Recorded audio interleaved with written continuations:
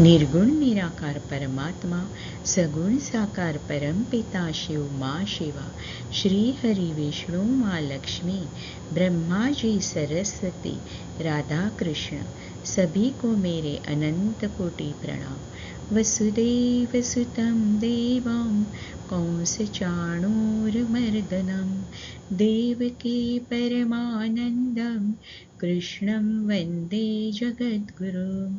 आज हम चतुश्लोकी भागवत के 4 श्लोक कहने जा रहे हैं, जो कि इस श्रावण मास में कहना अति उत्तम फलप्रद माना गया है। तो सुनिए।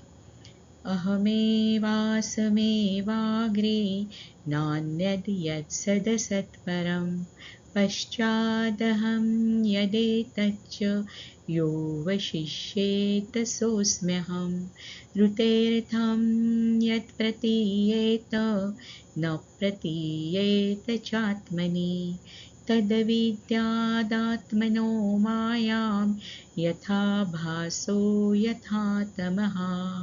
यथा महान्ति भूतानि भूतेषुच्चावचेष्वनु प्रविष्टान्यप्रविष्टानि तथा तेषु न तेष्वहम्।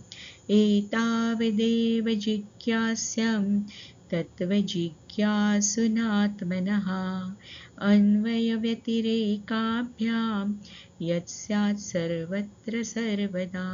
गोपाल कृष्ण भगवान की जय। धन्यवाद।